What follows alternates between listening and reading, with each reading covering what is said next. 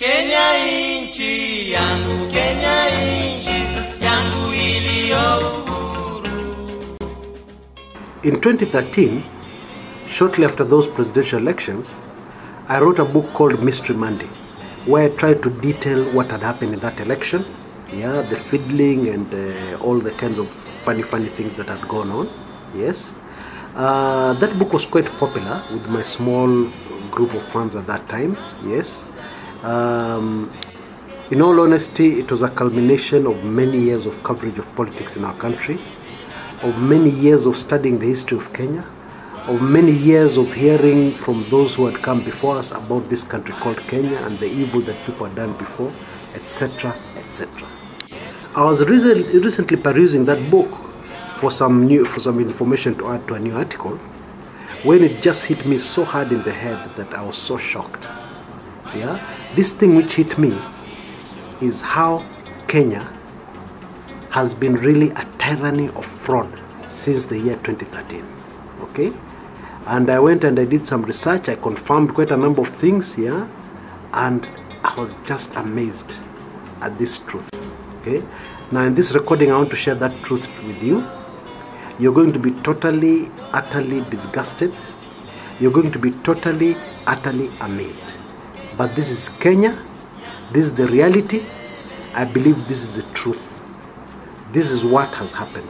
A few people sat around a table and decided to control the fate, the destiny of an entire nation. Folks, we've been had. We've been conned big time. What should be clear to each and every Kenyan of goodwill, each and every Kenyan who is not tribal but wants one Kenya, one united Kenya, and wants justice, what should be very clear is that we have been ruled by the tyranny of fraud since the year 2013. That's the truth. Okay? And I'm just going to demonstrate very quickly here so that we are together on this so that you see exactly what I mean. Okay? I will give, maybe it's good I start with the history. Okay? So that we all understand, we're all on the same page. Everybody knows the 2007 elections were massively rigged. Okay? Everybody knows that those elections were actually won by one Raila Odinga. But instead of him ruling, what happened is that there was a government, or there was a grand coalition government, yes, where you were supposed to be an equal principle, but that is not what happened. Okay? Now let's fast forward. We passed the new constitution in 2010. Okay?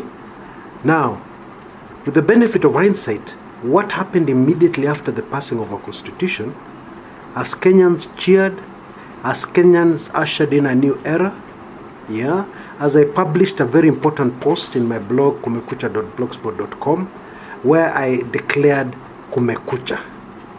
It is dawn, the dawn of a new era.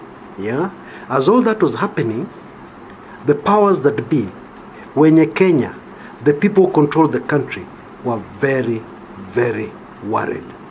Had that 2010 constitution been fully implemented, that was a constitution of the people. Sovereign power belongs to the people. You and me.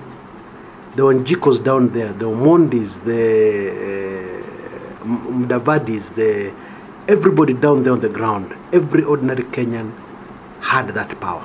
Okay? But of course, impunity could not accept this. The powers that be could not accept this. And so, starting from 2010, a plan was hatched to ensure that the new constitution would be fought.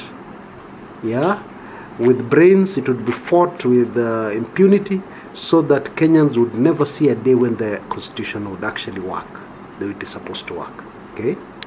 Now, in the recently concluded general elections, we have seen that it is not possible to top up the numbers of your presidential candidate without topping up all the other seats. Okay? And that is all an agreed fact.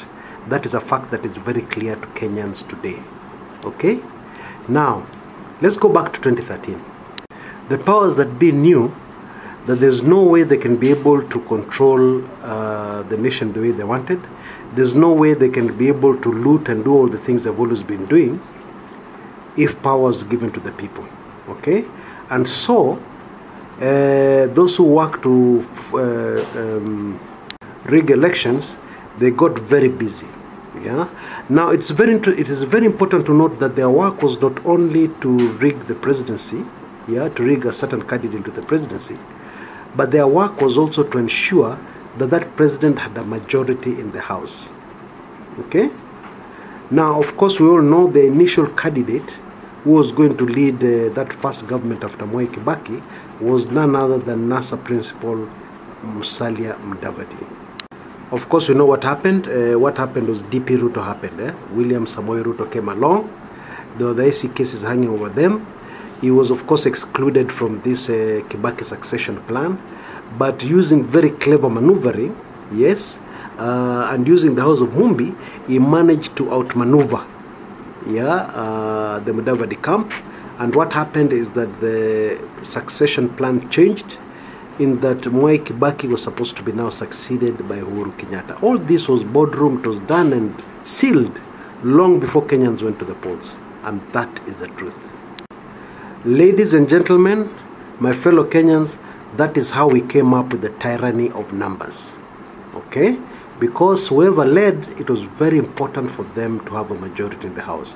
No wonder Jubilee leaders have been telling us that even if Raila wins the presidency, how will he rule without controlling both houses? You know, they're just telling us their game plan. What has been their game plan from 2013? Okay? No wonder, no wonder. It is all as clear as daylight. It is as clear as daylight. Now, following this 2013 blueprint, you can guess, these guys were sure that they were going to rule Kenya forever. Because come after every election, people go to the polls, the results are fiddled with, tyranny of numbers. Okay? And of course, what was going to happen in 2022 was that they were just going to shift DP Ruto take over as the president. And of course, same game. Okay? You would have the tyranny of numbers in the House. And so on and so forth. Forever and ever.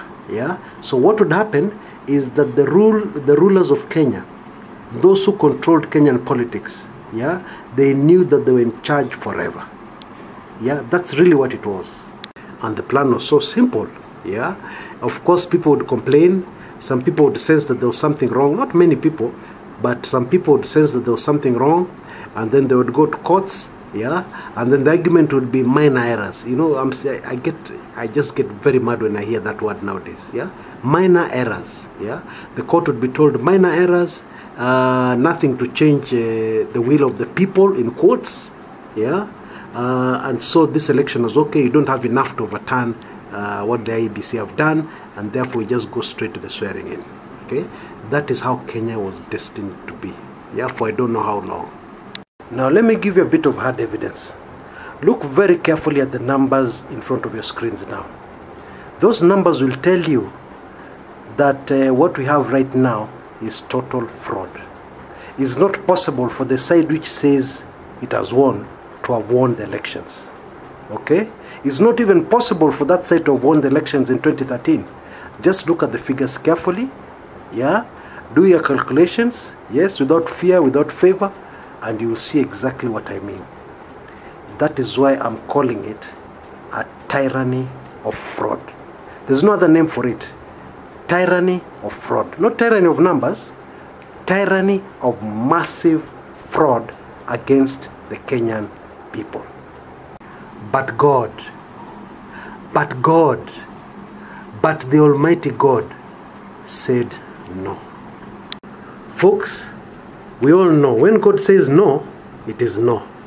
It is not maybe, it might succeed, it might fail, 50-50 chance, no way. When God says no, it is no.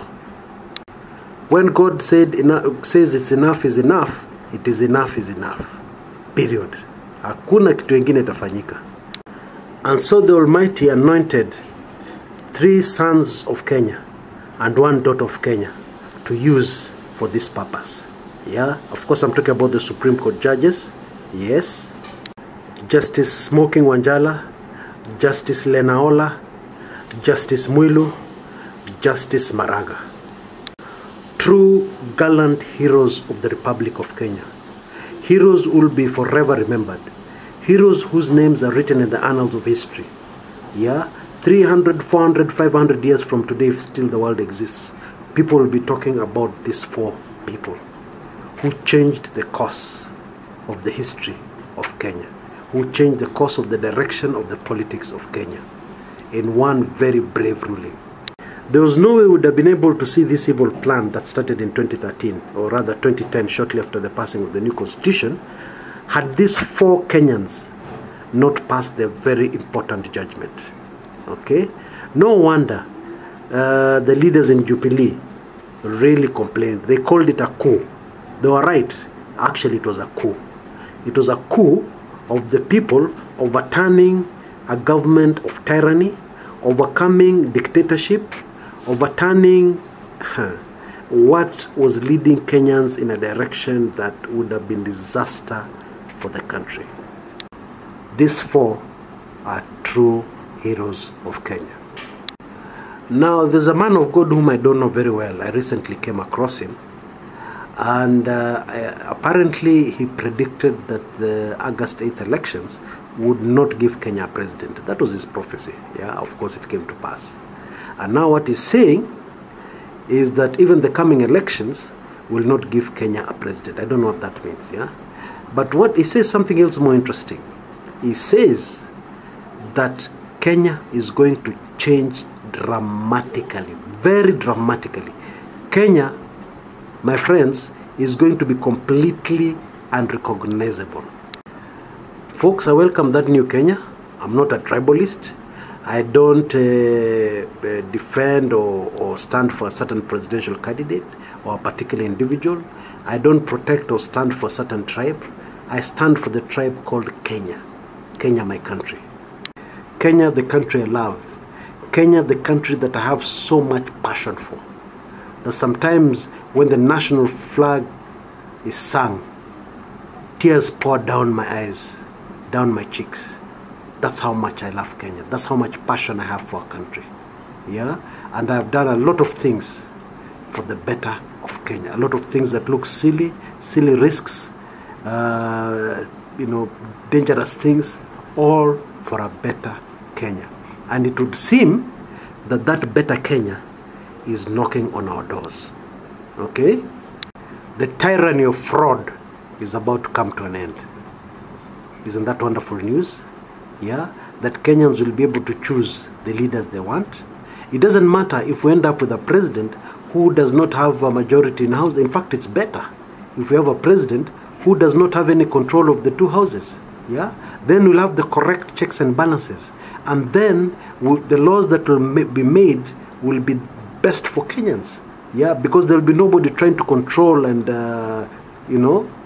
dominate and create laws that help them. Create laws that help them loot. Yeah? Create laws that help to enhance corruption in our country and all the evils that are taking our country backwards. Yeah? That would be the perfect situation according to me. A president does not need to have a majority in either of the houses. Yeah?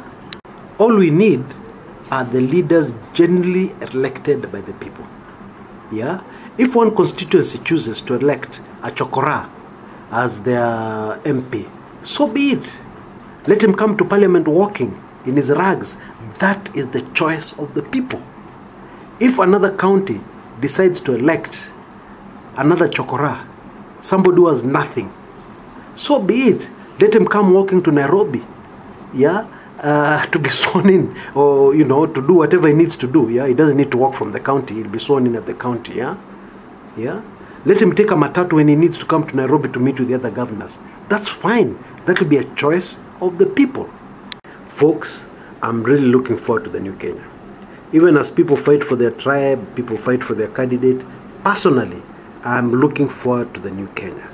The new Kenya where the power will go back to where it belongs, to the people of Kenya, the common person down there. That our destiny will not be controlled in a boardroom somewhere by a few powerful people sitting around the table and deciding what they want to do. Yeah, and deciding how they're going to loot our country. Okay? That I'm really looking forward to. That new Kenya. Until next time, This is Chris Kumekucha. Nchi yangu Kenya.